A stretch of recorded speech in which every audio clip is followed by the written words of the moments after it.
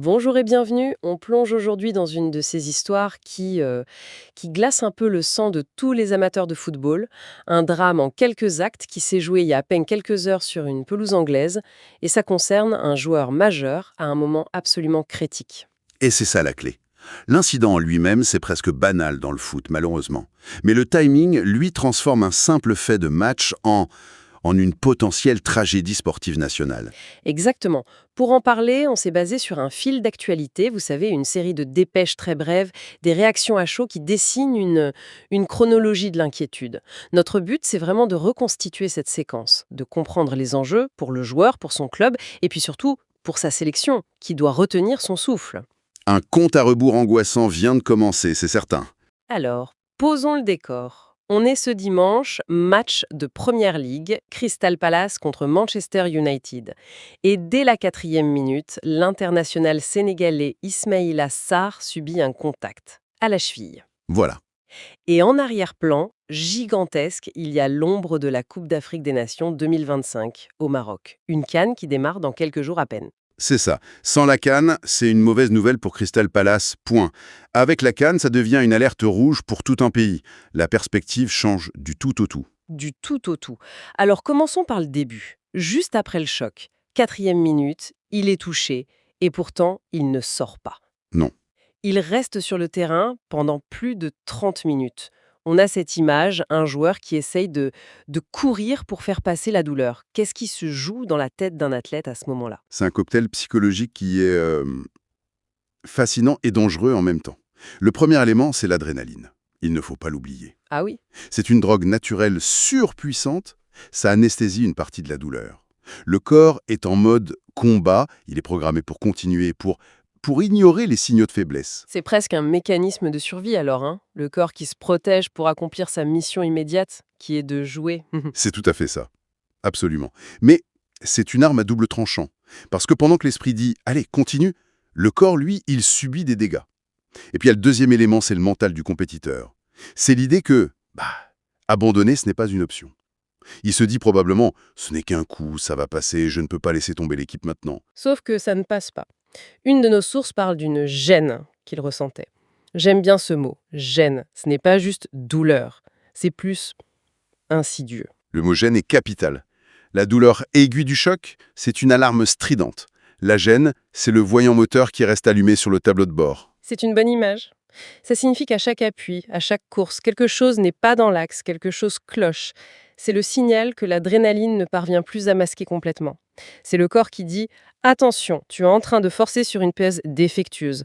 Et il a tenu plus de 30 minutes comme ça. C'est énorme. On imagine le dialogue interne, cette lutte.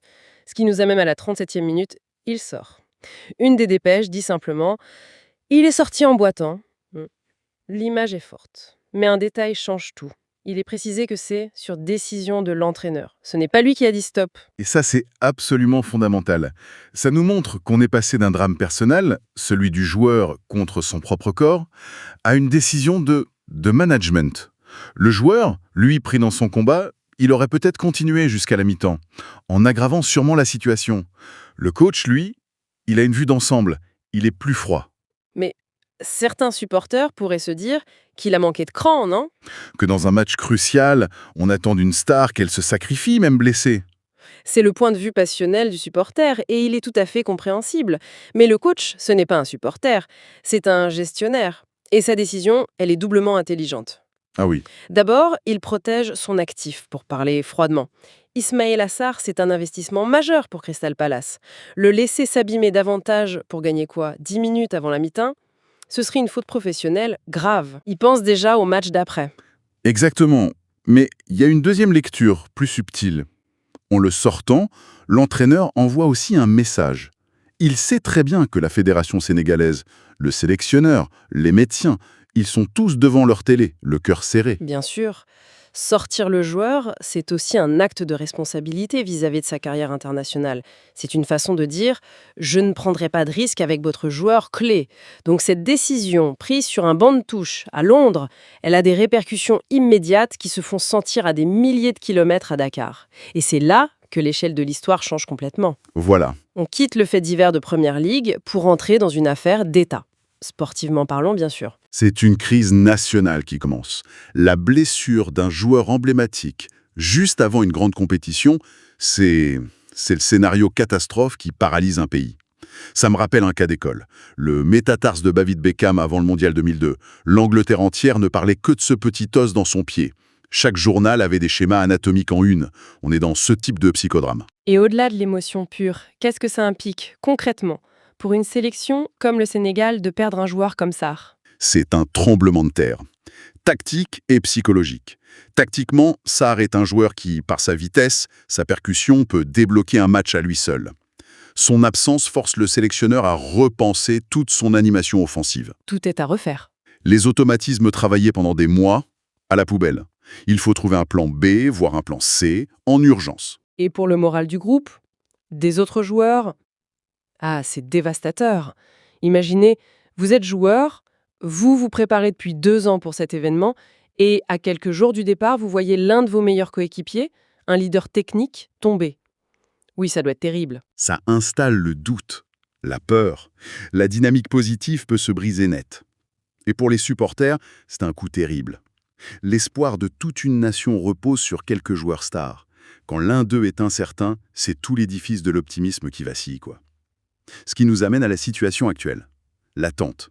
Les sources qu'on a sont remplies d'émotions. Espérons que ce ne soit rien de grave. Syntaxe. Tout le monde est suspendu au diagnostic. On entre dans une phase de brouillard total. Et ce qui est fascinant, c'est que dans ce brouillard, une véritable guerre de l'information, une sorte de diplomatie médicale commence. C'est un jeu à 3 bandes extrêmement tendu. C'est-à-dire, expliquez-nous ça. Vous avez le club, Crystal Palace. Son intérêt, ça peut être de minimiser publiquement la blessure pour ne pas affoler le marché ou montrer une faiblesse. Mais en privé, ils doivent être transparents. Ensuite, il y a le camp du joueur, ses agents. Ils veulent protéger sa santé, mais aussi sa valeur. Et enfin, la fédération sénégalaise. Eux, ils sont désespérés d'avoir l'info la plus brute, la plus honnête et la plus rapide possible. Je me souviens d'un médecin d'une équipe nationale qui me disait que ces moments sont leur pire cauchemar. Ils harcèlent leurs homologues en club pour avoir les clichés de l'IRM avant même que le rapport soit écrit. C'est une course contre la montre pour l'information, avant même d'être une course contre la montre pour la guérison. Précisément. Le processus concret, il est simple. Le joueur va passer une IRM, cette machine va livrer des images de sa cheville, et à partir de là, un spécialiste pose un diagnostic. Entorse de grade 1, 2, 3. Atteinte ligamentaire, fissure osseuse. Et c'est là que le verdict tombe. Indisponibilité estimée à X semaines. Et ce X, c'est le chiffre qui va décider si le rêve de Canards continue ou s'il s'arrête, brutalement. Et chaque heure compte. Si c'est 3 semaines, c'est peut-être jouable pour la fin du tournoi. Si c'est 6, c'est terminé. L'angoisse du joueur, seul dans une clinique à Londres, doit être immense. C'est une solitude terrible. Il est à la fois au centre de l'attention de millions de personnes et en même temps, il est terriblement seul. Seul face à un résultat médical qui peut définir les prochains mois de sa carrière et briser un rêve d'enfant. Si on récapitule, on a donc un choc presque anodin à la 4e minute, une tentative héroïque mais vaine de continuer, une sortie forcée par le staff à la 37e, et l'onde de choc qui se propage instantanément de l'Angleterre au Sénégal, plongeant tout un pays dans l'attente angoissante d'un verdict médical. C'est le résumé parfait. Un drame qui met en lumière la fragilité extrême de ces athlètes qu'on croit invincibles. Un mauvais appui, un tacle une seconde trop tard. Et tout un projet, toute une ambition peuvent s'effondrer. C'est un rappel brutal que leur corps est leur unique outil de travail finalement. Absolument. Et ça relance l'éternel débat sur le calendrier. Quand on sait que ces joueurs peuvent disputer plus de 60 matchs à très haute intensité dans une saison, 60, c'est énorme. entre le championnat, les coupes, l'Europe, la sélection, on ne peut pas être surpris que les organismes craquent.